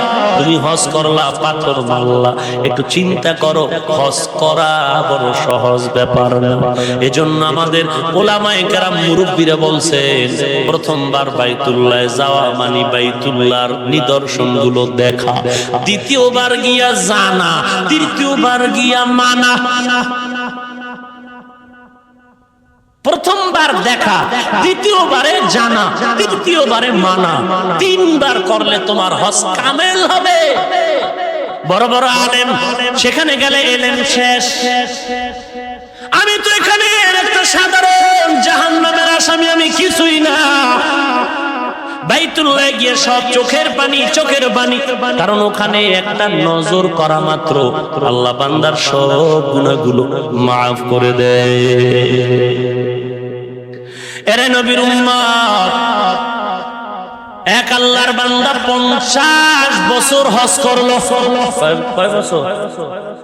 এই লোকটা জুয়ান আছে, কথা কয় না, বুড়া হয়ে গেল। এখন এই বাইতুল্লাহ যাইতে লাঠিও হয় না, খাদেম লাগে। খাদেম নিয়ে এবার বাইতুল্লাহ গেল। খুব খেয়াল করেন, বাইতুল্লাহ গিয়া এবার খাদেমের হাত ধরছে, আর এক হাতে লাঠি দইরা বাইতুল্লাহর চারপাশে ঘুরে আর বলে লাব্বাইক আল্লাহুম্মা লাব্বাইক। লাব্বাইক যতবার বলে পাল্টা আওয়াজ আসতেছে, লা লাকা লাব্বাইক, লা লাকা লাব্বাইক, লা লাকা লাব্বাইক। এরে হাজি, তোর লাব্বাইক কবুল হয় না। আওয়াজটা খাদেমও পেয়ে গেল। খাদেম কয়ে যে হযরত, আপনি যে লাব্বাইক বলেন আওয়াজ আসতেছে লা লাকা লাব্বাইক, আপনার লাব্বাইক কবুল হয় না, দাঁড়ান। তো কি করুন? বন্ধ করেন। আল্লাহর বান্দা বলে, রে খাদেম, আল্লাহর এই আওয়াজ আমি পাওয়ার পরে বল, তুই এই আওয়াজ বন্ধ করে কোথাও যাব, অন্য কোন দরওয়াজা আছে নাকি? বলে নাই, নাই। বলে তুই কয়দিন শুনছো? বলে একদিনও না, আমি 1 মিনিটও শুনলাম না, অল্প টাইম। বলে তুই একবার লা লাকা লাব্বাইক শুনে তুই আমাকে ফিরায় নিতে চাও? আমি আল্লাহর বান্দা এই বাইতুল্লাহ 50 বছর 50 বার লাব্বাইক বলতেছি। যতবার লাব্বাইক বলছি প্রত্যেকবার শুনছি লা লাকা লাব্বাইক, লা লাকা লাব্বাইক। একবারও আমি শুনি নাই যে লাব্বাইক লাব্বাইক। আমার আওয়াজের পাল্টা জবাব আমার লাব্বাইক কবুল হয় না, কবুল হয় না। আমি একবারও লাব্বাইক বলা বন্ধ করি নাই, কারণ আমার দায়িত্ব হলো লাব্বাইকের আওয়াজ দেওয়া। আল্লাহ কবুল করবেন কিনা করবেন সেটা আল্লাহ তাআলার ইখতিয়ার। অতএব আমার মরণ পর্যন্ত লাব্বাইকের আওয়াজ দিয়া যাব। আল্লাহ কবুল করবেন না করবেন সেটা তার ইচ্ছা। আল্লাহর বান্দা এই কথা বলে আবার যখন চিল্লায় বলা শুরু করল লাব্বাইক আল্লাহুম্মা লাব্বাইক, এবার কান্না করে আর লাব্বাইকের আওয়াজ দেয়। হঠাৎ করে গায়বী আওয়াজ, লাব্বাইকা ইয়া আবদি, লাব্বাইকা ইয়া আবদি, লাব্বাইকা ইয়া আবদি। ও বান্দা, তোর কি প্রয়োজন? আমি আল্লাহ হাজির। তোর কি প্রয়োজন? চাইতে দেরি হবে, দিতে কোনো দেরি নাই। এ দরবার থেকে কেউ ফিরে না, কেউ ফিরে না। তবে কে কতটুকু পায়? যার পাত্র যত বড় সে তত বড় পায়। আপনার যদি 1 কেজির পাত্র নেন 1 কেজি পাবেন। আপনার যদি পাত্র থাকে 2 কেজিওয়ালা 2 কেজি পাবেন। যার পাত্র 5 কেজিওয়ালা সে 5 কেজি পাবেন। ও মুমিন, আপনি বাইতুল্লাহ জিয়ারতে যাচ্ছেন, আপনার অন্তরের পাত্রটা যত বড় ওখান থেকে বরকত পাবেন তত বড়। আপনার পাত্র যদি নাপাক হয়, নাপাক নাপাক নাপাক। 2013 সালে আল্লাহ আমাকে বাইতুল্লাহর হজ্জে আকবরের জন্য নিয়ে গেলেন। এর আগের বছর আমার ওস্তাদ হজে গেলেন। ওস্তাদ এসে একটা ঘটনা শুনাইছেন, বলে আমাদের কাফেলায় ঢাকার এক টাকাওয়ালা বড় বাহাদুর ছেলের নিয়ে গেল। ঢাকা থেকে কাফন পড়লাম, সবাই লাব্বাইকের আওয়াজ দিলাম, কিন্তু ওই টাকাওয়ালা বাহাদুর কোন লাব্বাইক বলল না। আমরা বিমান থেকে নেমে বাসে গিয়া বাইতুল্লাহ, আগে তো আমাদের কাজ হলো তাওয়াফ করা।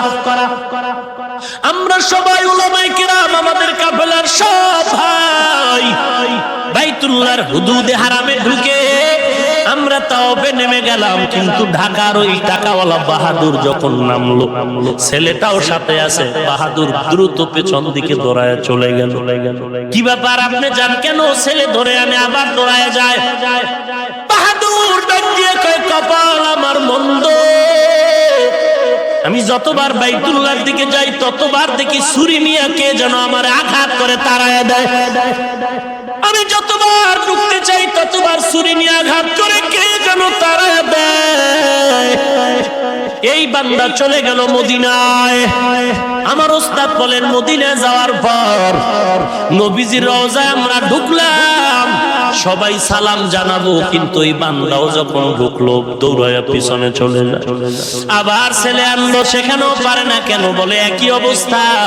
নবীজির রওজার কিনারায় যতবার আগাই ততবার কে যেন ছুরি নিয়ে আমারে তাড়ায়া দেয়। এই বান্দা আর হজ করতে পারলো না, নবীর রওজায় সালাম দিতেও পারলো না। এই হতভাগা আবার ওই অবস্থায় বাড়ি চলে আসছি। কপাল বড় মন্দ, যেই বাইতুল্লাহর কিনারায় 1 রাকাত নামাজে 1 লক্ষ রাকাত সওয়াব। ওরে মুসলমান, সেই বাইতুল্লাহ অনেক টুপিওয়ালার খবর আমি জানি, হিংসুক হিংসুক হিংসুক ফলে বাইতুল্লাহর ইমাম ওহাবি হয়ে গেছে। এই অজুহাত দিয়া বাইতুল্লাহ গিয়া জামাতে নামাজ পড়ে না। কপাল পোড়া, এর থেকে আর কি হবে? তুমি আজকে কত বড় কপাল পোড়া, তুমি যদি নিজে জানতা গলায় রশি লাগায়া কান্না করতা। ওরে নবীর আশিক, এত বড় দুশমন কেন হইছো? মদিনার নবীর রওজায় গিয়াও তুমি আজ বেয়াদবিমূলক আচরণ করো আর হিংসা আর ঝগড়া। অথচ নবীর রওজা এত দামি। ইমাম মালিক রাহমাতুল্লাহ আলাইহির ঘটনা আপনারা জানেন, আমি কয়েকবার আপনাদের বলছি। 70 বছর পর্যন্ত ইমাম মালিক মদিনায় জীবন কাটাইলেন। কোনদিন ইমাম মালিক জুতা পরিধান করেন? কেন? ইমাম মালিক বলেন, আমি মদিনার যেখানেই নাক লাগাই সেখানেই নবীজির রওজার মিশকের ঘ্রাণ পাই। মদিনা নাম কত মধু,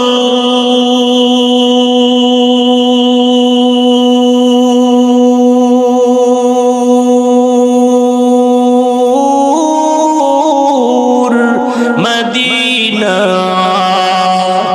আর যে কত দূর।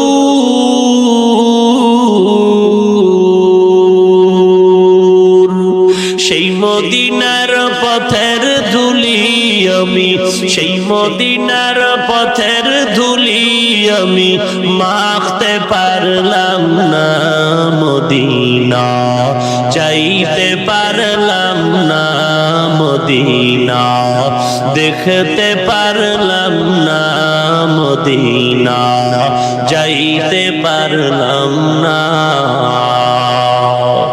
আমি অসহায় তাই এত দূরে রই, আমি অসহায় তাই এত দূরে রই, শুধু সালাম জানাই। মদিনা যাইতে পারলাম না, মদিনা দেখতে পারলাম না। খারাপ লাগে আপনাকে? মদিনায় যাইতে মনে চায়নি, তাহলে বেশি বেশি বিড়ি টানবেন, নামাজ না পড়বেন। এরে আল্লাহর গোলাম, দুটো পা আগায় দাও। মুরব্বি বেজার হবেন না, পা দুটো ধরে বলি, নবীর মর্যাদা কত। ওরে নবীকে ঘুমের ঘরেও দেখা যে কপালের ব্যাপার। মাথায় টুপি পরেছি, নবীর আদর্শের টুপি, আমার বাপ দাদার কিছু না রে বাবা। গায়ে লম্বা জামা, নবীর আদর্শের। আজকে আদর্শের কারণে এত সম্মান। ওই নবীর, নবীজির আদর্শ এত সুন্দর, না জানি নবী কত সুন্দর। যে নবীর চেহারা মুবারকের দিকে একবার তাকাইলে 7 দিনের ক্ষুধা নিবারণ হয়ে যাইত।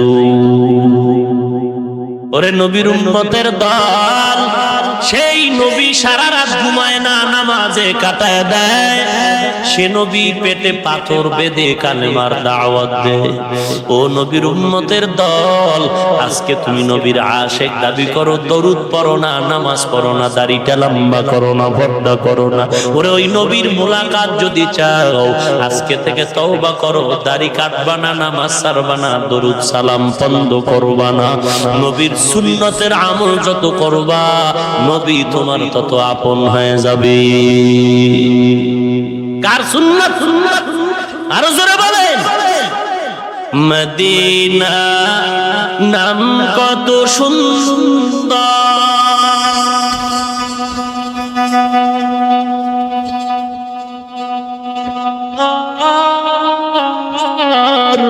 মদিনা কেরে সেবন্ত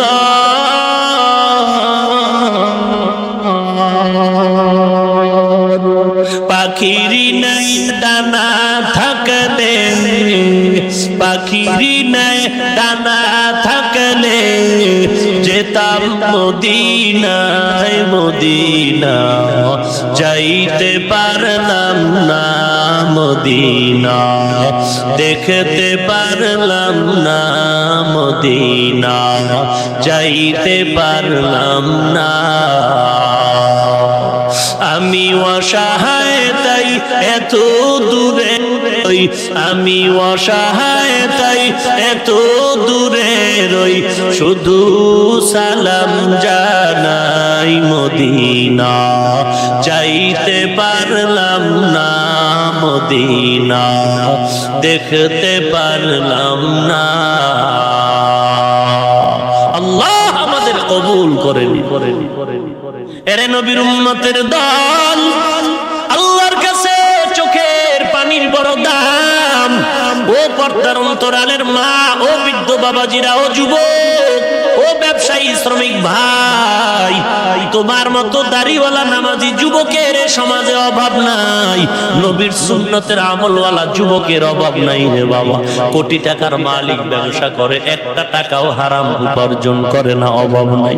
RAB army police BDR doctor অভাব নাই, দাড়িওয়ালা নামাজি যুবক তুমি কেন পারবা না রে বাবা?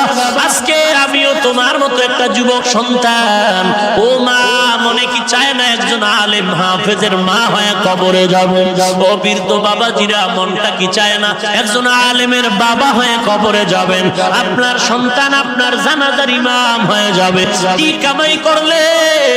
এরে যুবক, আজকে কোথায় চলছো?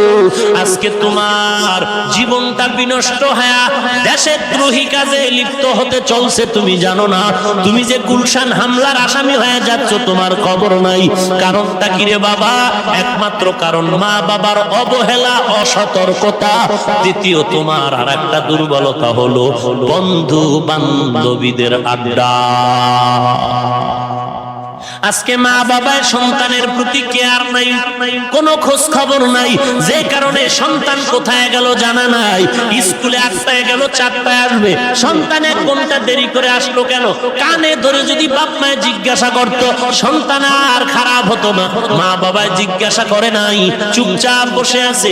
একদিন 1 ঘন্টা, পরের দিন আরো 1 ঘন্টা, এভাবে সন্তান রাতেও খবর নাই। এবার কান্না করে, ছেলেরে দেখি না, মেয়েরে দেখি না। খুঁজতে খুঁজতে দেখা গেল ছেলে গুলশান হামলার আসামি, আর মেয়েটা ঐশীর মতো বেশ্যায় আড্ডাখানা। মেয়েটা তোমার ঐশীর মতো বেশ্যা আড্ডাখানায় গিয়ে নেশায় মত্ত হয়ে আছে। ও মা, পায়ে ধরে বলছি রে যুবক, পা দুটো আগায় দে রে যুবক, আমি পায়ে হাত রেখে বলি, মাথা নষ্ট হয় নাই? আমি বলি না তোরা আমার মতো দাড়িওয়ালা বড় বুজুর্গ হয়ে যায়? একবারও বলি না? স্কুলে আসো, কলেজে আসো, ভার্সিটিতে আসো, থাকো, ব্যবসা করো, চাকরি করো, তোমার কাছে একটাই দাবি, আমার নবীর সুন্নতের আমল করো, কোরআন পড়ো, 5 ওয়াক্ত নামাজ পড়ো। অনুরোধ করি, তোমার মতো ড্রাইভারি গরিব কত কৃষি কাজ করে নামাজি দাড়িওয়ালা, স্কুল কলেজে পড়ে নামাজি দাড়িওয়ালা যুবকের অভাব নাই। বন্ধু বান্ধবের আড্ডায় যাস না, যাস না, মরবি, মরবি। ঘরের দরজায় গিয়ে কয়, বন্ধু ঘরে আসুনি? বলে আসি। চল। কই? কয় ঘুরতে যাবো। 3 দিন পরে মা কান্দে, ছেলে নাই। 6 দিন পরে দেখে ছেলের লাশ পানিতে। এই যুবক, তোর পায়ে হাত রেখে বলছি, আমি তোর আপন বন্ধু হয়ে বলছি, জাহান্নাম থেকে বাঁচাবার জন্য বলছি, বফাতে কোনো যুবকের আড্ডায় যাইস না, জীবনটা নিয়ে নিবে। কোন ছলে কৌশলে ফালায়া স্বার্থের আঘাতে তোকে মেরে ফেলবে। আড্ডা ছেড়ে দে। পাশের আড্ডা, জুয়ার আড্ডা, মদের আড্ডা, হিরোইনের আড্ডা, ক্যারামবোর্ডের আড্ডা, লুটপুর আড্ডা, তোর পায়ে হাত রেখে বলছি, তুই ছেড়ে দে। তোর চরিত্র কুকুরের থেকেও খারাপ হয়ে গেছে, তোর খবর না। তোর চরিত্র কুকুরের থেকেও খারাপ, তোর খবর নাই। তোর আয়নায় চেহারা দেখ, তোর চেহারায় মোটেও নূর নাই, নূর নাই। চেহারা দেখলে ঘৃণা লাগে। পায়ে হাত রেখে বলছি রে যুবক, কয়দিন আর বাহাদুরি করবা? বাসের নিচে যুবকের লাশ, পানির নিচে যুবকের লাশ। অথচ বাইতুল্লাহ গিয়ে দেখলাম ছোট ছোট যুবকরা, বেশি বয়স্ক না, অল্প বয়সের ছেলে মেয়েরা বাইতুল্লাহ জিয়ারত করে, সাদা চেহারা, সাদা। আমি বন্ধুকে জিজ্ঞাসা করলাম, এই সাদা চেহারার যুবকরা অল্প বয়সে বাইতুল্লাহ আসলো, মেয়েরা এরা কারা? বলে ইন্দোনেশিয়ান। এরা কই টাকা পায় এত? বলে ওরা দুনিয়াতে আসার থেকে মা বাবা ওদের নামে টাকা জমা করে, বিবাহর বয়সটা আসা মাত্র এই টাকা দিয়েই তারা বাইতুল্লাহ জিয়ারত করে গিয়া বিয়ে করে। ও যুবক, এরাও যুবক, তুমিও একটা যুবক সন্তান। ওরে আল্লাহর বান্দা, কত যুবক আজকে দেখো তোমার মতো যুবক আজকে আল্লাহর মহব্বতে নামাজ পড়ে, পর্দা করে। গতকালকে আমি বিদারিয়া পানসারামপুর এলাকায় মাহফিল করেছি। ওখানে গিয়ে একটা যুবক পাগলের মতো আমার হাউমাউ করে হাত জড়ায় ধরে আর বলে, হুজুর আমি এখানে গড়াগড়ি খেয়ে কান্না করব নাকি জানি না, আমি একটা বড় চাকরিতে ছিলাম মেডিকেলের ভেতরে ঢাকা, আমি আপনার বয়ানটা শুনে পাগল হয়ে গেছি দেখার জন্য, আমি চাকরি ছেড়ে দিছি হুজুর, না খায় থাকলেও আর ওই হারাম কাজে যাব না, যেখানে বেপরদা যাব না, আর তোমার পাও ধরলেও তুমি বেরো না। কি মজা পাইছো রে যুবক? কতদিন এই বাহাদুরি, কিসের টাকা পয়সা? কোটি টাকার মালিক তো ভিক্ষুক হয়ে যাচ্ছে। কই জীবন চলে গেল, বিল্ডিং পড়ে আছে, টাকা পড়ে আছে, খালি হাতে চলে গেল, কি রাখলো? আরে আল্লাহর গোলাম, তোমার মোবাইল তোমার চরিত্র ধ্বংসের কারণ। তোমার মোবাইল তোমার চরিত্র ধ্বংস করে ফেললো। ও যুবক ভাই, অনুরোধ করে বলি, হেদায়েতের মালিক আল্লাহ, ইজ্জতের মালিক আল্লাহ, রিজিকের মালিক আল্লাহ। পায়ে হাত রেখে বলি, আর তুমি অন্যায়ের পথে যেও না। মা বাবার খেদমত করো, ওস্তাদের খেদমত করো, মুরব্বির সাথে ভালো ব্যবহার করো, সহিভাবে কোরআন পড়ো। দেশের বিরুদ্ধে কোনো আড্ডায় যেও না, ষড়যন্ত্রে লিপ্ত হয়েও না, বরং যারা দেশের বিরুদ্ধে ষড়যন্ত্র করে তাদের থেকে ফিরে যাও। আর এই ষড়যন্ত্রের থেকে যদি বাঁচতেই চাও, এক নম্বরে মদের আড্ডা, জুয়ার আড্ডা, তাসের আড্ডায় যাওয়া যাবে না। এখান থেকেই ষড়যন্ত্রের শুরু, এখান থেকেই ষড়যন্ত্রের শুরু। এর মুসলমান নবীর উম্মত, প্রশাসন থেকে সারা দেশের প্রশাসন বারবার এই যে নেশা নেশা নেশা এর বিরুদ্ধে আন্দোলনে নেমেছে মাঠে। অথচ সচেতন মুসল্লিয়ানে কেরাম, আপনারা ফরিদগঞ্জ থানায় আপনারা নামটা পৌঁছায় দেন যে খাজুরিয়া এলাকায় অমুক বাড়ির অমুক ছেলেরা মদ পান করে, অমুকেরা গাঞ্জার আড্ডা করে, অমুকেরা মদের আড্ডাখানা করে, অমুকেরা এরকম তাসের জুয়ার আড্ডা দেয়, লিস্টিটা পৌঁছায় দেন। ওই বান্দাকে পুলিশের আইনের ব্যবস্থা নিয়ে যদি তওবার বয়ান দিয়া ছেড়ে দেয়, জীবনের তওবা করলে ওই ছেলেটা যদি ভালো হয়, এর সওয়াব আপনিও জীবনভর পাবে। অনুরোধ করে বলছি, বরং অনেক জায়গায়, জানি না এখানের হালাত, অনেক জায়গায় মুরব্বীরা এগুলোকে দেখেও না দেখার ভান ধরে। অতএব এই যুবকদের চরিত্র ধ্বংসের পেছনে গার্ডিয়ানরা চূড়ান্ত দায়ী। বাবা হয়ে ছেলের খবর রাখে না, মা হয়ে মেয়ের খবর নেয় না। আল্লাহর কাছে আজকে তওবা করেন, জীবনের কিছুই নাই মূল্য, কিছুই নাই। আপনি জানেন না যে আজকে ঘর পর্যন্ত আপনি পৌঁছতে পারবেন কিনা, আজরাইল হাজির হতে পারে। গত বছর এই ময়দানে বহু লোক ছিল, ওয়াজ হয়েছিল, একটু গভীরে তাকায় দেখেন আজ এখানে বয়ান চলে, তবে অনেক মানুষ এখানে নাই, কবরের বাসিন্দা হয়ে গেছে। আগামী বছর এখানে বয়ান চলবে, কিন্তু আপনি আমি থাকবো কিনা জানা নাই।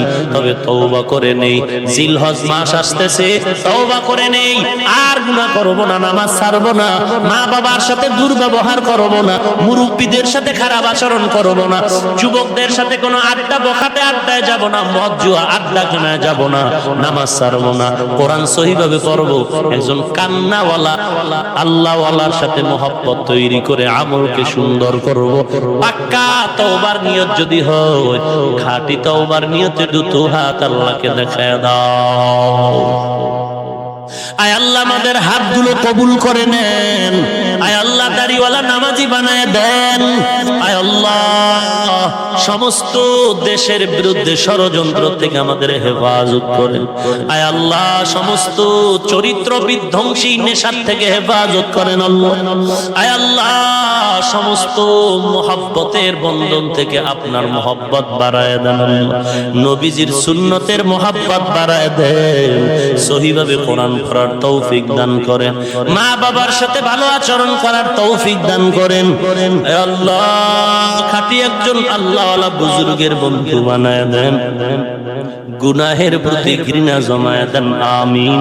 আলহামদুলিল্লাহি রাব্বিল আলামিন ওয়াসসালাতু ওয়াসসালামু আলা সাইয়্যিদিল আম্বিয়া ওয়াল মুরসালিন ওয়া আলা আলিহি ওয়া আসহাবিহি আজমাইন ইয়া আরহামার রাহিমিন ইয়া আরহামার রাহিমিন ইয়া আরহামার রাহিমিন।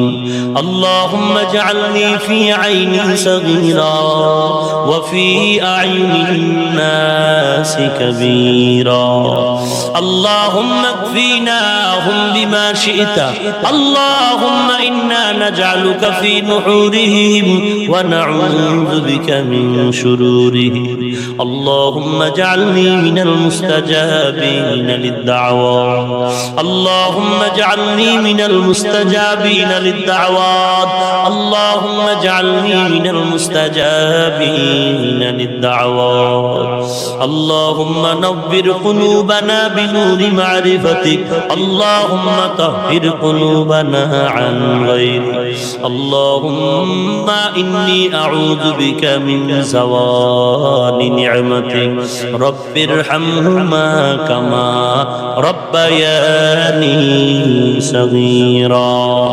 اللهم إني أستودعك حياتي وإيماني وعملي وأهلي ومالي وعزتي فإنه لا يضيع ودائعك बता हमको तेरे राह की इस तरफ तेरे राह पर चला हमको खुदाया बेगुनाह न गुज़श्त बरमा साअते बाहुज़ूरी दिन न कर दम ताअते या इलाही मुझसे मुझको दूर कर ताकि देखो मुझ में तुझको एक नज़र आय अल्लाह গভীর রাত বহু দূর থেকে আপনার গোলামে ময়দানে হাজির হয়ে গেছে কেউ টাকার জন্য এখানে আসে না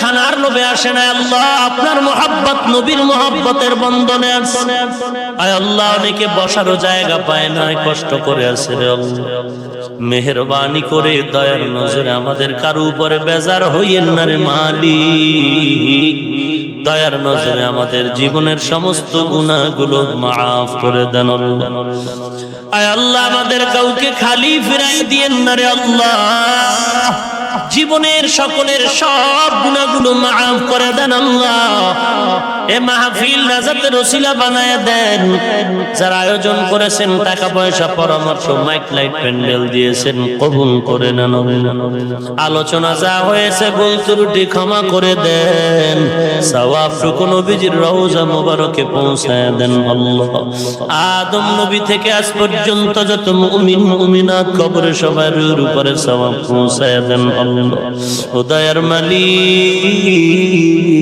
জীবনে একবারও যদি হয় মায়ার নবীজির রওজা ও কাবা জিয়ারতের তৌফিক দান করেন আয় আল্লাহ বাইতুল্লাহ গিয়ে লাব্বাইক লাব্বাইকের আওয়াজ দেওয়ার তৌফিক দান করেন আল্লাহ আয় আল্লাহ ওখানে এখনো যারা লাব্বাইক বলে তাদের কবুল করে নেন তাদের লাব্বাইকের সাথে আমাদেরকেও কবুল করে নেন ঘুমের ঘরেও যদি হয় আমার নবীজির সাথে মোলাকাত করায় দিয়েন আল্লাহ নবীজির সুন্নতের আমলওয়ালা আশিক বানায় দেন আল্লাহ নবীজির সুন্নতের আমলওয়ালা আশিক বানায় দেন আল্লাহ ঘরে ঘরে কোরআন সুন্নাহর বাতি জ্বালায় দেন মা বোনদের মায়ের আবেদা পর্দানিশী বানায় দেন, ছেলে সন্তানগুলো নেককার বানায় দেন আল্লাহ।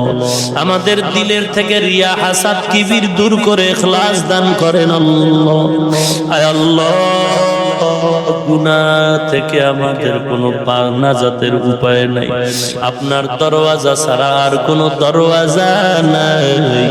মেহেরবানি করে রহমান নামের ওসিলায় আমাদের মাফ করে দেন আয় আল্লাহ। আপনি যদি ক্ষমা না করেন আর আমাদের কেউ ক্ষমা করার নাই। আয় আল্লাহ, আমাদের গুনার দিকে তাকায় বেজার হইেন না রে আল্লাহ।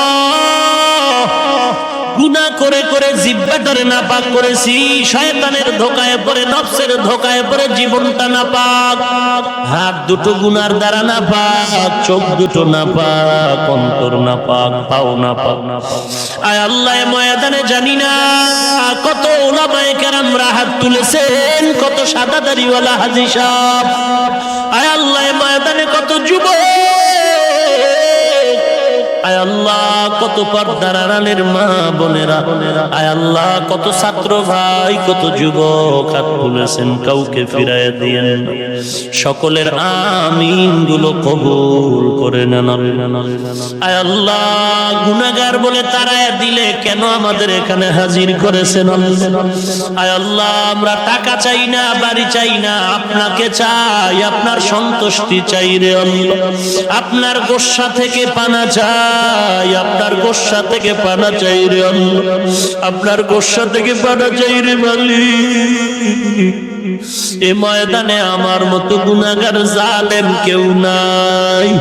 আয় আল্লাহ, আমার মতো জালেম গুনাহগার কেউ নাই। আপনি দয়া করে মাফ করে দেন। এ জীবনে না করি বন্দেগি, গুনাহ করে কাটাইলাম জিন্দেগি, গুনাহ করে কাটাইলাম জিন্দেগি। সকলেরই দরজা হইতে ফিরিয়া আপনার রোজায় রইলা তাকা, আপনার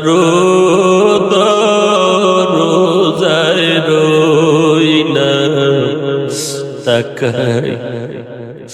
তওবা করে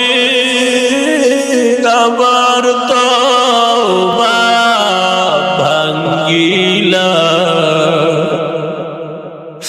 তওবা করে আবার তওবা ভাঙ্গিলা, অবশেষে খাঁটি তওবা করিলাম, অবশেষে খাঁটি তওবা করিলাম। আপনি যদি মাফ না করেন বান্দারে, আপনি যদি মাফ না করেন বান্দারে, বলে না আপনার বান্দা যাবে কারদারে, বলে না আপনার বান্দা যাবে কারদারে। আয় আল্লাহ, আপনার দরওয়াজা ছাড়া আর কোনো দরওয়াজা নাই। আয় আল্লাহ, গুনার কারণে দিলটা পাথর হয়ে গেছে, চোখে কোনো পানি নাই রে আল্লাহ। এই ময়দানে কি দিল নরমওয়ালা কেউ নাই? কেউ নাই। এ ময়দানে কি কান্নাওয়ালা চক্ষু নাই?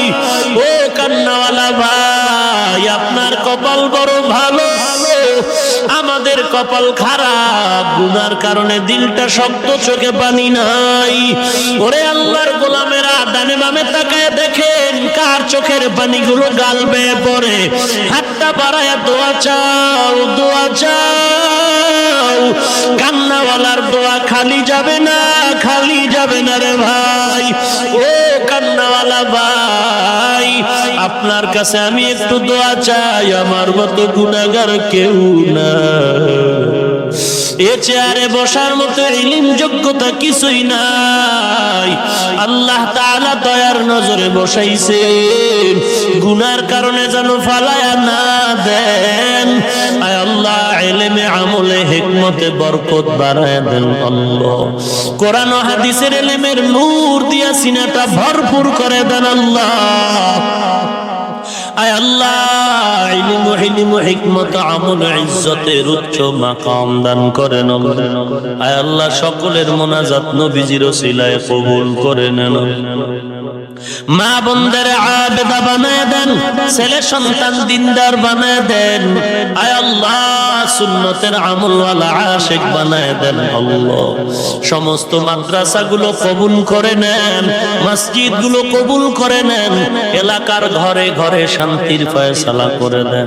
যারা ব্যবসা করে, চাকরি করে, সকলের কামাই রুজি লেখাপড়ায় বরকত বাড়ায় দেন আল্লাহ।